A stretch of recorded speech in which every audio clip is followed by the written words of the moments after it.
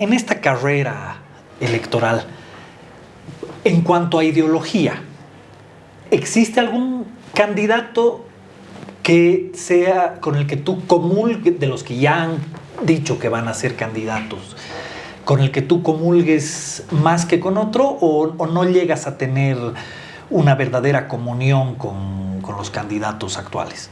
Mira, justamente para mantenerme en la línea que estoy diciendo, tendría que basarme en los que tienen más o menos la mayor cantidad de peso.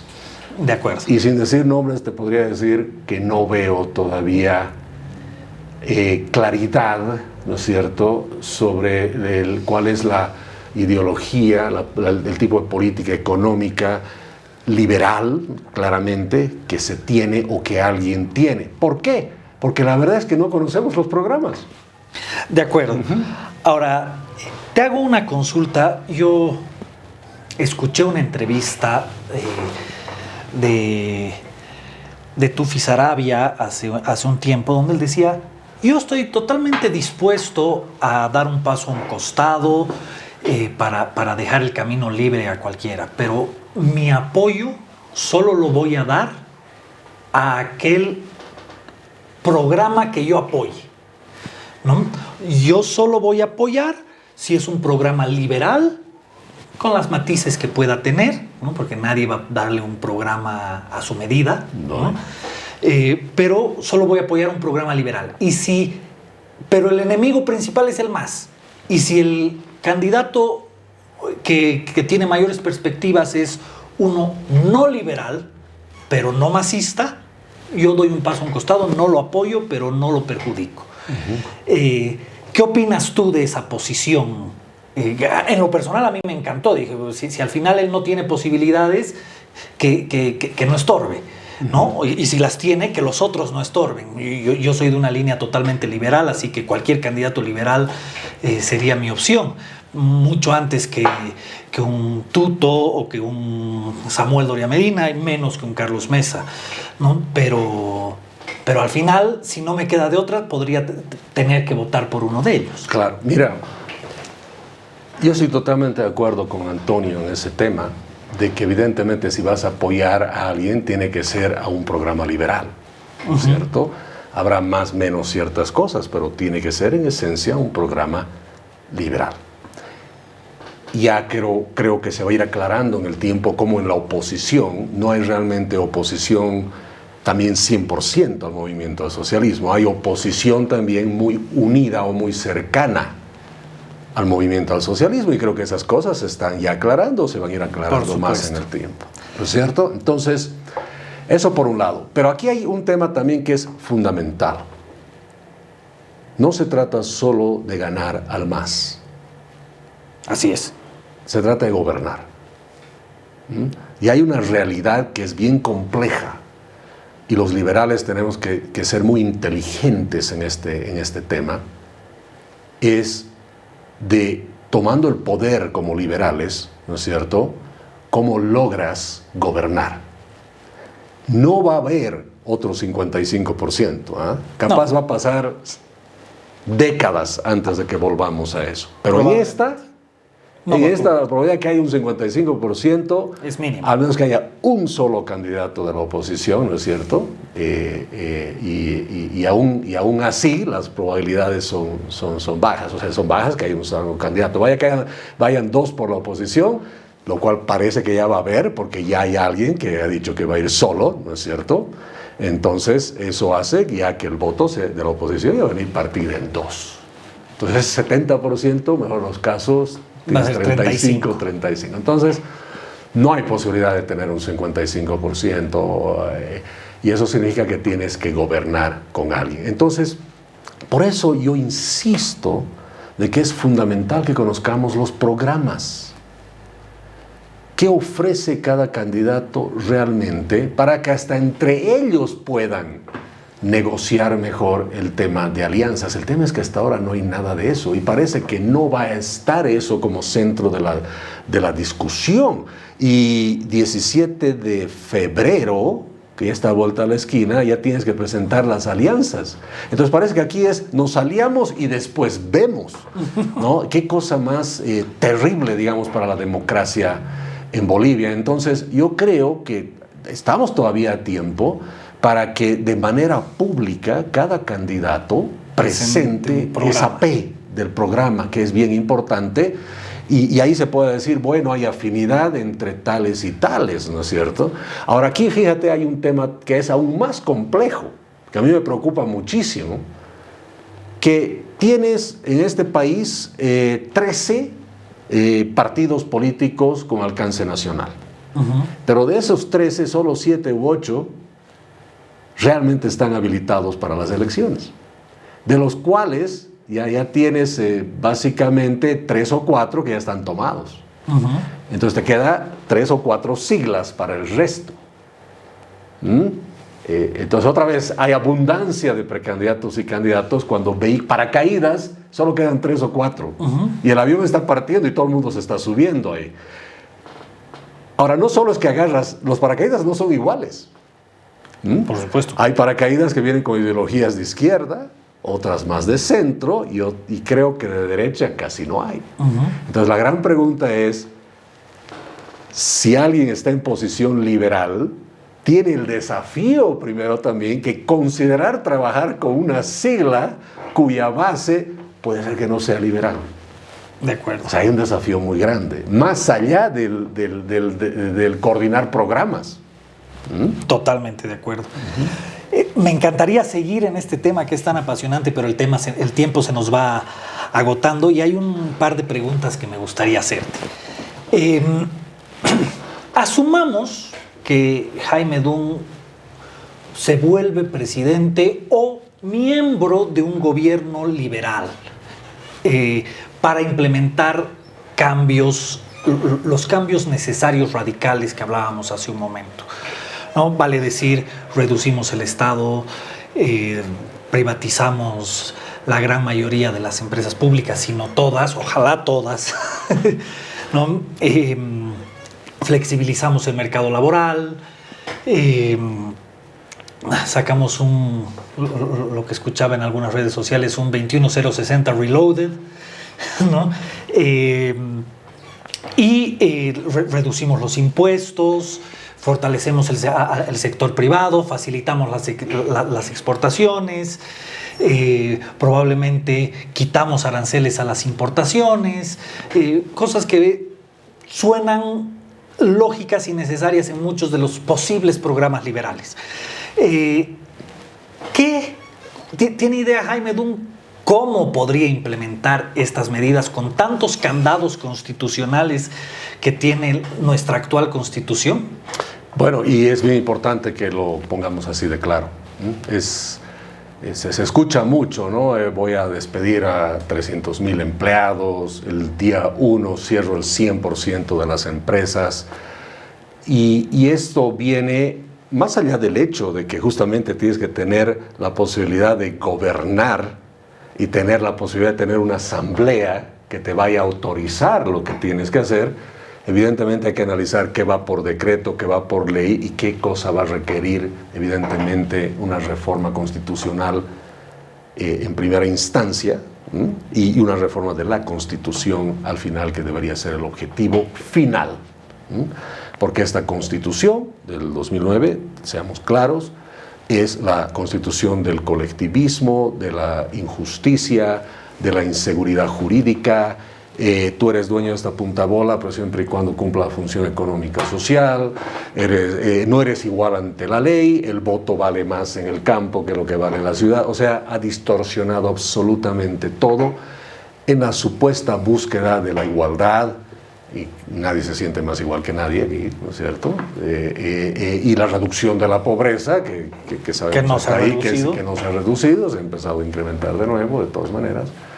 O por lo menos es una reducción no sostenible, porque los regalitos de bonos se vienen y se acaban, y el subsidio a la gasolina también. Entonces, hay que hacer cambios bien profundos.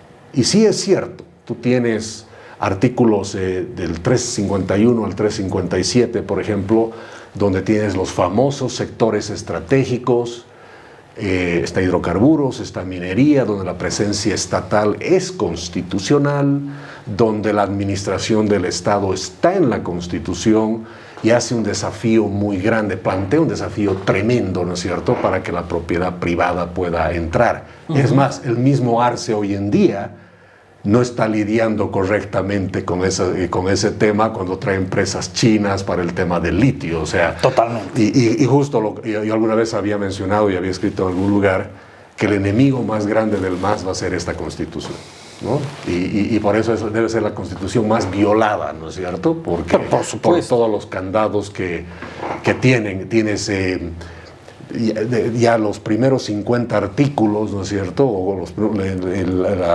desde el 40 al 52 son temas laborales tremendamente estrictos, de estabilidad laboral, beneficios sociales obligatorios. Tienes en la Constitución el gasto público como un mandato constitucional que tienes que gastar lo más que puedas, básicamente. Eso está consagrado en la misma Constitución, ¿no es cierto? Y la gratuidad, de temas gratuitos por todos lados, ¿no es cierto? Que suena muy bonito, pero absolutamente nada es gratis. Tendrás acceso a la vivienda gratuita, bueno, y cuántos realmente lo tienen, y cuánta corrupción hay para llegar a tu casa gratuita. ¿Y quiénes la han pagado en realidad? Por supuesto, ¿no? O la educación gratuita, ¿no? O la salud gratuita, pero haciendo cola desde las 4 de la mañana, ¿no es cierto? Todas esas distorsiones. Entonces, tienes que evidentemente tener una batería, ¿no es cierto?, de mecanismos legales para avanzar en todo eso, porque si te pones a una reforma, para plantear desde el día 1 una reforma constitucional y no hacer nada hasta que eso suceda, olvídate, ya murió el país. Entonces, tiene que haber la habilidad legal, ¿no es cierto?, para ir con reformas, y lo más importante, reformas parciales a la Constitución, y evidentemente mediante ley y decretos hasta donde la legalidad te pueda dar y te lo permita. Entonces el desafío legal es inmenso. Es más, yo me animo a decir una cosa, especialmente si el gobierno va a ser liberal. El cargo de vicepresidente capaz va a ser más importante que de presidente. ¿Y por qué? Porque el vicepresidente tiene que tener la habilidad de hacer que todo esto se vuelva realidad en un conjunto de paquete de normas y leyes que al mismo tiempo que las eliminas, tienes que ir generando las leyes, pocas pero necesarias. Y eso significa una habilidad de negociación en el Parlamento como nunca. Ahora, Jaime, esta primero es una pregunta de sí o no, para abordar la siguiente. Si fuera posible, ¿tú privatizarías yacimientos petrolíferos fiscales bolivianos? Sí. Muy bien. Sabemos que actualmente es lo más bloqueado constitucionalmente poder... sí, te decía, estos artículos 351, 357 hace casi imposible la privatización de estas empresas. De hecho, Yacimientos es una empresa constitucional. Su nombre está contemplado en la Constitución y parte de sus facultades están expresadas en la Constitución. Así es. ¿No?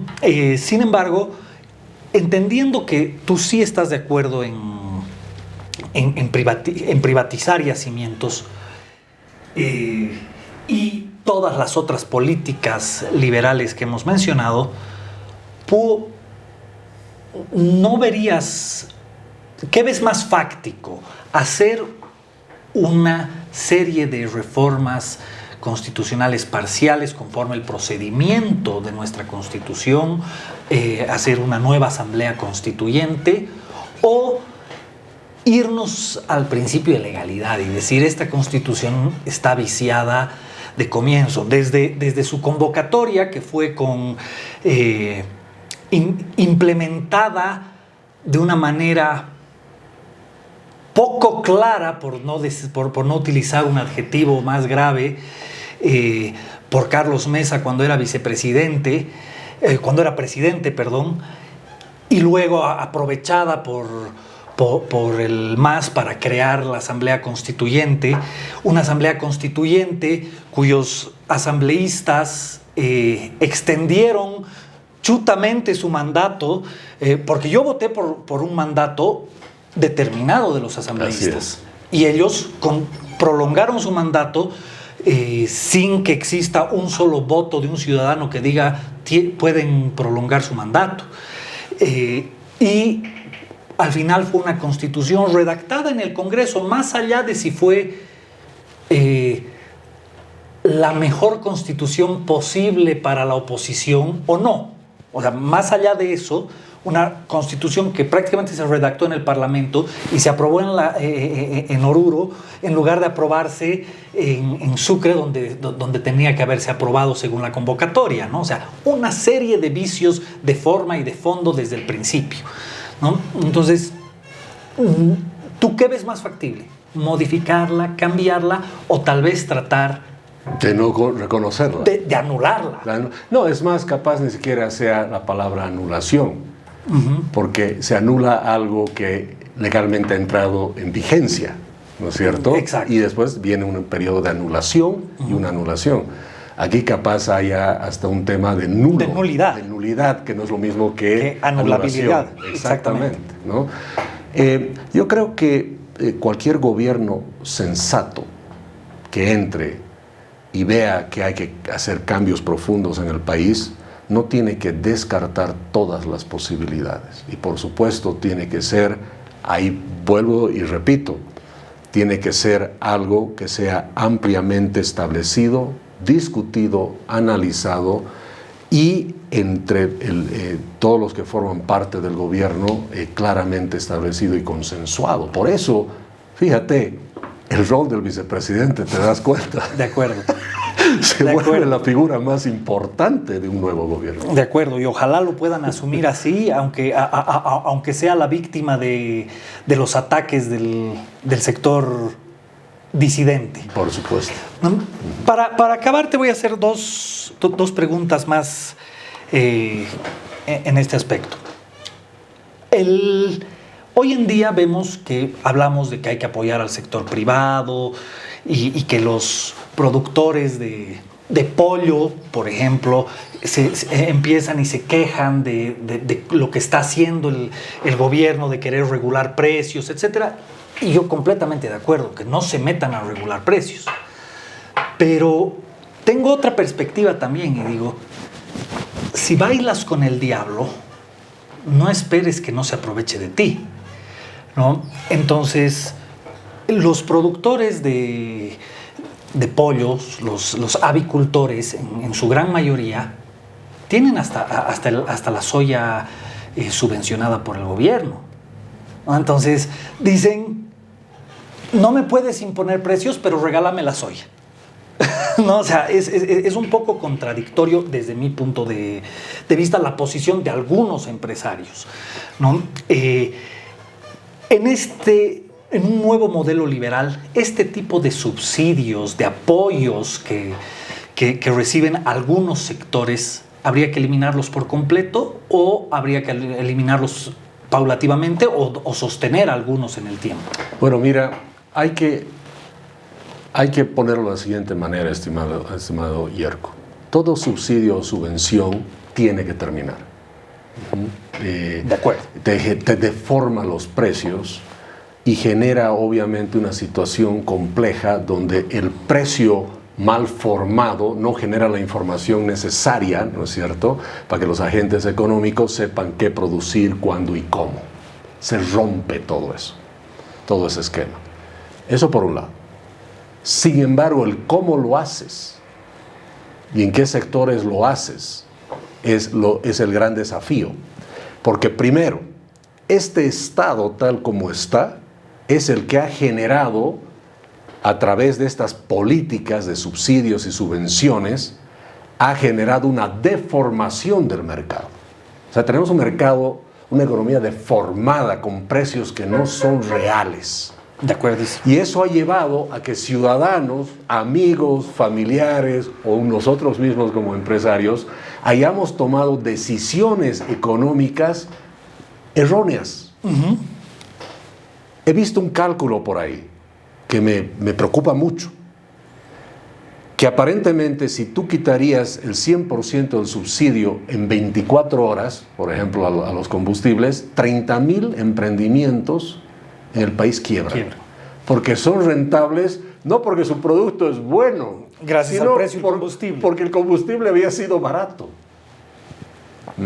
¿Esos negocios tienen que cerrar? Por supuesto que sí, pero lo tienes que hacer en 24 horas. Entonces, tiene que venir la habilidad en la política económica de priorizar la reducción de gasto donde tenga que ser, porque tú necesitas 5,000 millones de dólares, estimado, hasta enero de este año, hasta junio de este año, que evidentemente ya ha cambiado esa cifra, de reducción de gasto público. Y puedes lograrlo sin tocar agresivamente el 100% de la subvención de combustibles, por ejemplo. Porque hay otras cosas que puedes cortar. Entonces, tienes que tener la habilidad de dividir la solución económica del país en 2 etapas. La llamo yo la etapa de sala de emergencia y la de rehabilitación. Y hay temas en sala de emergencia que debes hacer inmediatamente, reducción del gasto público, pero por ejemplo agarrar y decir voy a sacar el bono Juana Zurduy, ¿no es cierto? No tiene ningún sentido que lo hagas, no significa nada eso. Claro, el impacto es mínimo. O sea, claro, ¿no? Si tú simplemente dejas de hacer las 150 empresas públicas que se quiere hacer, eso es más que todos los bonos juntos. Claro. ¿Te das cuenta? O los salarios adicionales que se va a tener por las 150 empresas públicas, que son 400 millones de dólares, ahí tienes 3 veces algunos de estos bonos. Entonces tienes que ser inteligente. El objetivo es recortar gastos 5,000 millones. Perfecto. Vemos por dónde. Ahora, evidentemente en la economía, especialmente cuando estás en una economía que tienes que rescatar, las medidas económicas tienen temporalidad. Tienes que tomarlas de cierta manera y en su momento preciso. No puedes tardar mucho y hay algunas que no puedes hacer muy rápido. La Argentina es un gran ejemplo. No he visto que Milei haya dinamitado el Banco Central todavía. Pero está en el objetivo. Y está en el camino. Pero no puede ser el primer día porque necesito ese instrumento, aunque no me gusta, para hacer ciertas cosas, no porque yo lo quiero así, sino porque me obliga la realidad económica y la destrucción que me han dejado. Entonces, a mí aquí les están dejando, ¿no es cierto?, una distorsión de precios con un subsidio que vas a tener que lidiar con eso sin perder el objetivo de que eso tiene que terminar en algún momento. Entonces, hay que ser inteligentes en cómo haces ese recorte del gasto. ¿Y sabes qué es lo más complejo de esto? No tenemos información suficiente y real para poder decir hoy exactamente cómo lo vas a hacer. Pero hay ciertas cosas que vienen en dosis, ¿no? Es igual que si tú tienes que en 10 días tomar 10 pastillas de antibiótico, el hecho que las tomes el primer día, las 10, no te va a funcionar. No significa que has tomado el tratamiento. No, que vas a acelerar el tratamiento y te vas a curar más rápido. Entonces, si el primer día pretendes despedir 300 empleados públicos, es tomarte las 10 pastillas en el día 1 y vas a terminar matando la economía. De acuerdo. Para finalizar, Jaime, ¿cuál es tu posición respecto al contrabando? Por ejemplo, lo voy a volver a citar a Tufi Sarabia. Él dice, legalicemos el contrabando. En mi criterio es muy fuerte la palabra que él utiliza, quizás para decir, pongamos aranceles cero a los productos, que no es lo mismo que legalizar el contrabando. Así es. ¿No? Porque, de todos modos, si vamos a importar productos alimenticios, tienen que tener algún tipo de control sanitario. Por supuesto. Sí. Entonces, ¿cuál es tu posición? Sí. Y con respecto, y si es necesario proteger algún mercado interno con aranceles a algunos productos o no, o abrir fronteras a aranceles ceros. A ver, yo había escrito una columna muy controversial que he visto que la han traducido en varios idiomas. Hay que dinamitar la aduana nacional. Figurativamente, obviamente. Obviamente. Pero bajo la frase dinamitar la aduana nacional, en realidad lo que estoy diciendo es reducción no solo de aranceles, sino impuestos relacionados con la importación de bienes, ¿no es cierto? Entonces, reducción de impuestos y aranceles a la importación, por muchas razones. Primero, La aduana nacional en su misión dice que es proteger la industria nacional. Ningún empresario se siente protegido por la aduana, en primer lugar. Segundo, dice que es aumentar las recaudaciones del Estado. La recaudación del Estado desde el 2017 a la fecha en promedio ha oscilado muy poco, alrededor de 2.000 millones de dólares. Es más, la economía, hemos tenido comercio internacional 2022, 21, 22, cifras récords de exportaciones, importaciones, y la recaudación de la aduana, es más, si no me equivoco, ha bajado, ¿no? Entonces, conclusión, no sirve para nada la aduana nacional. Ahora, ¿para qué necesitas una aduana? Para hacer control fitosanitario, no haya drogas que estén yendo y viniendo del país, control de armamento, control de lucha contra el terrorismo. Eso es lo que tiene que hacer una aduana, no ser un elemento de recaudación. Otro tema importante es que en el caso de Bolivia tenemos un 85% de informalidad en la fuerza laboral y 70% de los emprendimientos son informales, y dentro de la informalidad está el contrabando. El contrabando se ha vuelto una forma de vida, de supervivencia. ¿Por qué? Porque traer legalmente los productos a Bolivia es demasiado caro. Así de sencillo. Totalmente. Estaba reunido con unos transportistas el otro día, redondeando números. Me explicaban cómo un minibús en Corea del Sur vale $14,000 y ese minibús en Bolivia vale 28,000. El minibusero surcoreano, que tiene un salario que es 17 o un ingreso 17 veces más grande que el boliviano, paga la mitad. Y el boliviano paga el doble. ¿Dónde se quedan esos 14,000? En el Estado, básicamente. Entonces, el Estado, que más bien debería supuestamente ayudarte y es pro clase humilde, ¿no es cierto?, está haciendo dos cosas que son terribles desde el punto de vista liberal. Está confiscando $14,000 de propiedad privada, y segundo, te está quitando la libertad, porque ya no tienes la libertad de disponer de esos 14,000 como hubieses querido. Entonces el Estado te ha quitado libertad y te ha quitado patrimonio por ese acto confiscatorio de ese arancel y ese impuesto que es tan alto. Y a través de las cámaras yo pregunto que te haga una llamada o nos mande un email aquel ciudadano boliviano que nunca ha comprado algo de contrabando. Te garantizo que no existe. Bueno, entonces ¿por qué queremos luchar contra el contrabando? Nos tapamos un ojo todos, claro, y compramos en la Eloy Salmón, en la cancha, en las 7 calles. Es más, las empresas formales compran cosas de contrabando, insumos de contrabando. Y algunos lo hacen, están dispuestos a pagar el arancel, pero lo tienen que hacer porque es más rápido, porque no pueden tener su carga 60 días, ¿no es cierto?, en la aduana parado, porque yo necesito ese producto hoy, ese insumo hoy.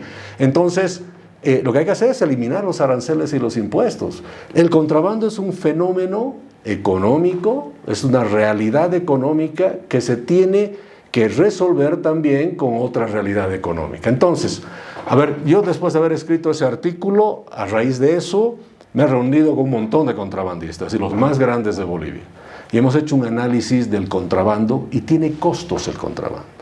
No es gratuito, por supuesto. Pierden camiones, tiene un costo inmenso por el camino hasta que viene. Es más, me dicen, perdemos gente, o sea, muere nuestra gente, a veces pisan una, que se llama una mina por ahí en la frontera con Chile, habían reventado alguna vez, por ejemplo, ¿no es cierto? Todo eso tiene costos. Pero hay dos cosas que ellos me explican. Por ejemplo, me han explicado cómo traen 10,000 bicicletas desde Suzhou, China. Toma 50 y algo días, toda la travesía en un mapa me la muestran, pero lo increíble, y a veces no nos damos cuenta, es que en toda esa travesía, esa carga paga todos sus gastos, impuestos, aranceles, todo lo que tenga que pagar. Hasta Arica. ¿Y dónde se vuelve contrabando? En la frontera con Bolivia. Conclusión, el problema es Bolivia. Así es. ¿No? El costo del contrabando, más o menos establecido, habrá que hacer un análisis más profundo, del 12%. Entonces, cuando vos tienes aranceles del 80%, entre impuestos y aranceles del 80%, 100%, 200% la cerveza, por ejemplo, ¿no? Vale 3 bolivianos, el líquido que todos queremos, que está ahí adentro, pero la botella, bueno, en su momento valía 11, ahora vale mucho más. Entonces no tiene sentido. El contrabando es producto de políticas económicas arancelarias desproporcionadas, más corrupción y burocracia, que te obliga a ir, ¿no es cierto?, por el contrabando. Entonces, si tú dirías, a partir del lunes en Bolivia, todo impuesto y arancel no sobrepasa el 10%, el contrabando se termina inmediatamente. El contrabandista va a decir, ¿dónde me anoto para ser formal? Por supuesto. Entonces, un tema de contrabando que es producto, ¿no es cierto?, de una distorsión en materia económica, ¿no es cierto?, de política arancelaria tributaria, se tiene que combatir con una propuesta económica que tenga sentido. Y esto también para productos que son producidos en la incipiente industria boliviana. Bueno, en eso empecemos igual en 2 etapas, para no ingerir todos los antibióticos en el día 1, ¿no es cierto? ¿Cómo tienes que hacer esto? Primero, inmediatamente todo producto no producido en Bolivia tiene arancel 0. En lo posible, impuesto 0 o algo que será necesario para el mantenimiento de la aduana, pero va a ser muy por debajo de ese 12%. Con eso ya cubres casi el 75-80% de lo que se importa en este país. Así es. O sea, de entrada. Y das un plazo de 1 año o 2 años, habrá que analizar, para que se expanda el resto. Estás dando un preaviso. Igual que cuando se ha dicho... Para volver más competitivo al mercado local. Exactamente. Pero, ¿por qué tienes que dar ese plazo?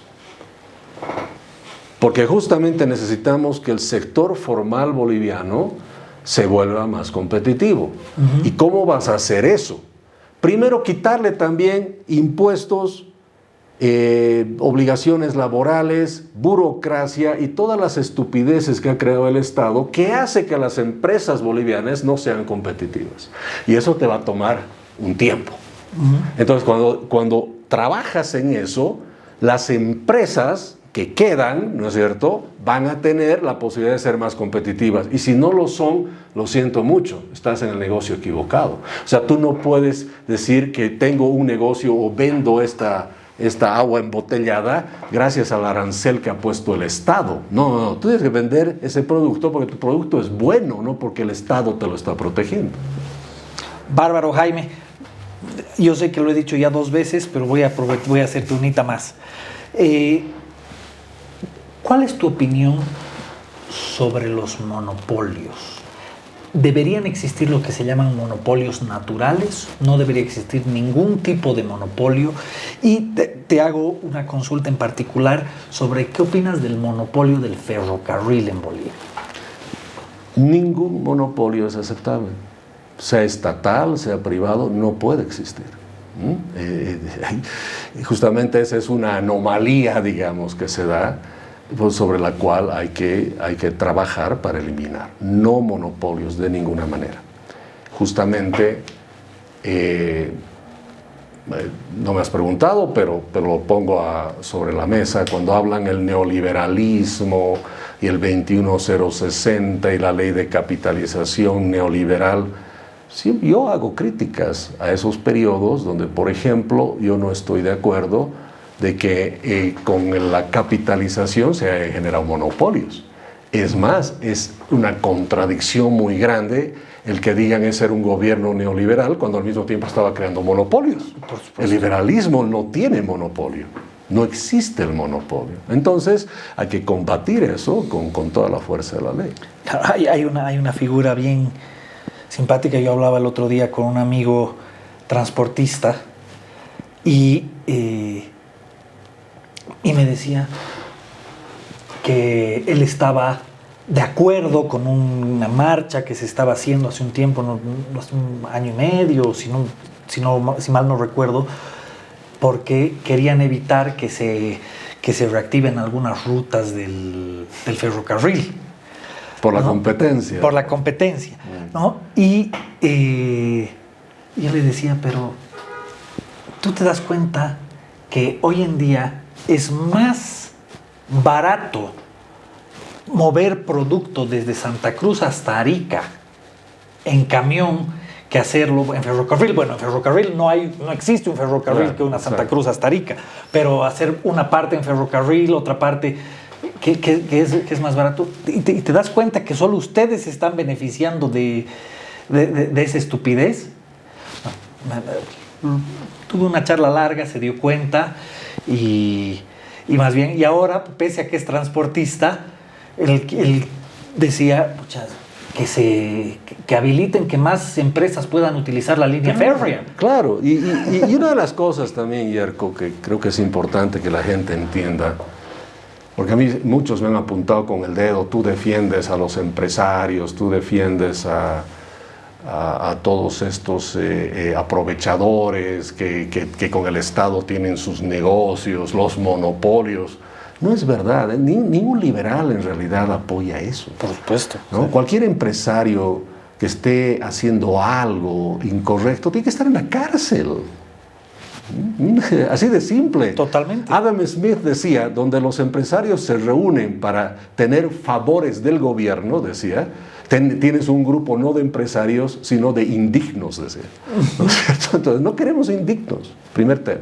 Segundo, el proteger monopolios va con eso, de que no se tiene que tener. Y cualquier empresario que busca monopolizar algo es un indigno, ¿no? Y hay que trabajar en contra de eso.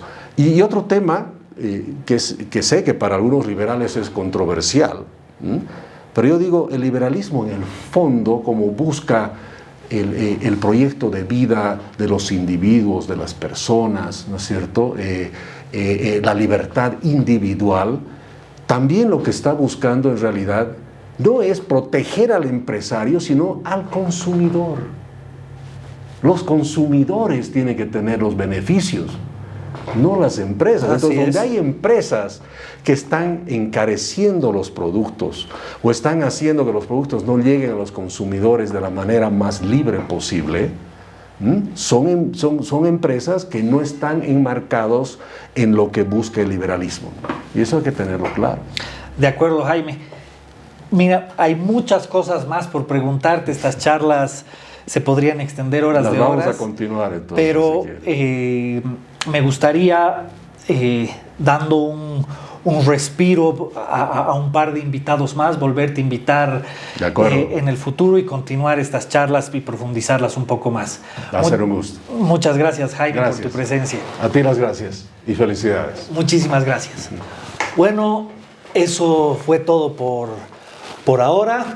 Quiero dar las gracias a nuestro auspiciador Only Coffee, con que nos ha invitado un rico café para el día de hoy. Y nos vemos pronto. No se olviden que el sentido común es el menos común de los sentidos.